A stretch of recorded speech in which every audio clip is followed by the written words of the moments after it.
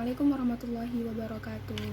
Halo semuanya, saya Saka Aisyah Hanun dari program studi Ilmu Al-Quran dan Tafsir semester 2 dari kelas C4. Di sini saya akan membahas salah satu kasus hukum yang pernah ramai dibicarakan, yaitu salah satu dugaan tindak pencucian uang oleh SYL. Siapa sih SYL itu? SYL itu adalah Syahrul Yassin Limpo, yang mana beliau ini adalah mantan Menteri Pertanian Indonesia yang menjabat dari 2019 sampai dengan 2023. Nah, sebelum menjadi Menteri Pertanian, beliau juga pernah menjabat sebagai Gubernur Sulawesi Selatan selama 2 periode.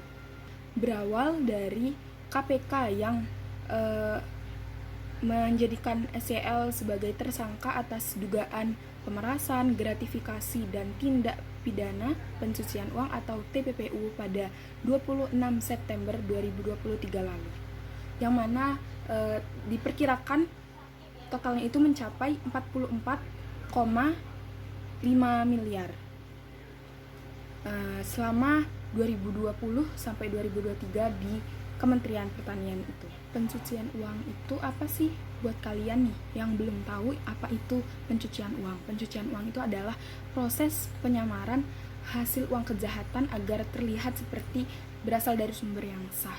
Nah, dalam kasus pencucian uang SYL ini dipakai untuk kebutuhan pribadi, membayar jasa hukum, dan membeli aset. Kasus ini bertentangan dengan sila Pancasila yang kedua yang berbunyi kemanusiaan yang adil dan beradab.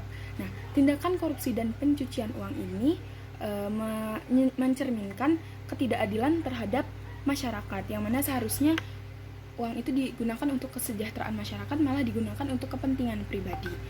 Nah, bertentangan juga dengan sila Pancasila yang kelima yang berbunyi keadilan sosial bagi seluruh rakyat Indonesia, di mana mencerminkan ketimpangan sosial antara pejabat dengan masyarakat yang seharusnya mengelola keuangan negara dengan bijak, malah justru menggunakannya untuk keuntungan pribadi.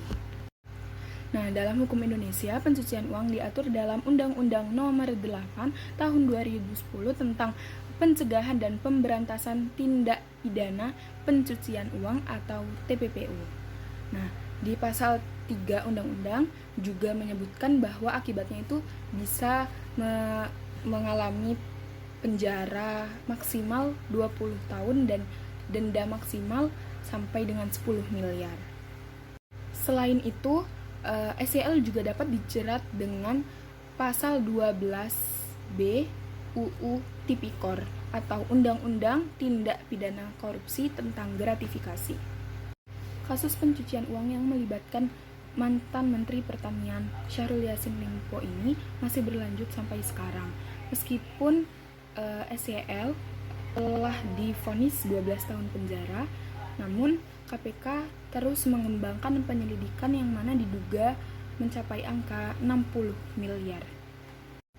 Baru-baru ini KPK memanggil beberapa saksi, termasuk mantan pengacara SYL dan juga adik dari Febri Diansyah, yakni Fatroni Diansyah, selaku mantan juru bicara KPK.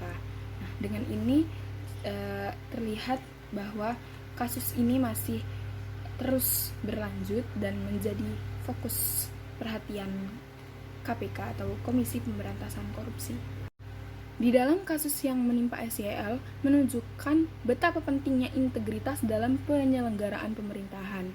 Sebagai pejabat seharusnya menjadi contoh untuk menjunjung tinggi nilai-nilai Pancasila dan mematuhi hukum yang berlaku.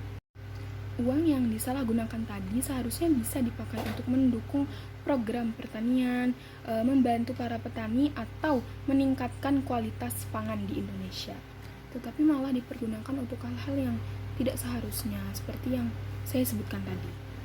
Dari sini kita bisa belajar bahwa korupsi itu merugikan banyak orang, tidak hanya merugikan negara, tapi juga merugikan masyarakat luas, seperti petani yang butuh bantuan, tapi dananya malah disalahgunakan. Nah, seharusnya korupsi ini bisa dicegah dari pemerintah yang bisa mengawasi lebih ketat terhadap pejabat yang punya akses terhadap uang negara. Selain itu, kita juga bisa memulai budaya anti korupsi. Nah, poinnya itu kita harus mengutamakan kejujuran sejak dini.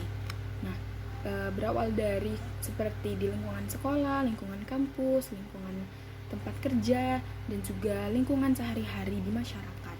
Nah, dengan itu kita bisa mewujudkan adanya pemerintahan yang bersih dan anti korupsi.